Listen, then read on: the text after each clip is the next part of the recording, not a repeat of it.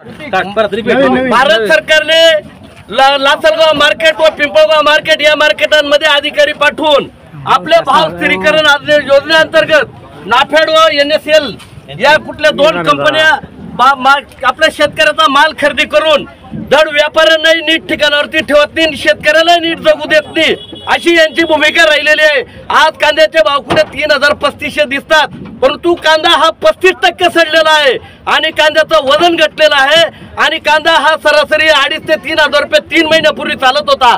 कांदा हा 5-6 हजार रुपये खाण्याने काही कोणी मेलेलं नाही, परंतु शासनाला कायम उठलं की शेतकऱ्याचा भणका लावायचा, थोडासा मार्केट वाढले की ते पाडायचे, त्याच्यामध्ये व्यापारीचाही कार्यक्रम होतो आणि शेतकरी बर्बाद होतो आहे। या महाराष्ट्र शासनालाही सांगतो, जर तुम्ही या कांद्याच्या बाबतीत जर हस्तक्षेप केला तर तुम्हाला येणाऱ्या विधानसभेच्या इलेक्शन मध्ये पूर्ण कार्यक्रम लावू। जर शेतकऱ्याची बाजू तुम्ही तर शेतकऱ्याच्या बाबतीत कायमस्वरूपी तुमची दुटप्पी भूमिका राहिली आणि दिल्ली शासनालाही सांगतो, नाहीतर परवाच्या दिवशी मनमाडला रेल्वे रोको आंदोलन होईल, अशी यांना मी आज या मेसेजद्वारे संदेश पाठवत आहे। कारण शीलाताई दीक्षित ज्या वेळेला मुख्यमंत्री होत्या त्यावेळेला मंडळला स्वतः मी आणि आमचे सगळे कार्यकर्त्यांनी रेल्वे रोको केलं होतं, तर आम्हाला दिल्लीला शीलाताईंनी आमंत्रित केलं होतं।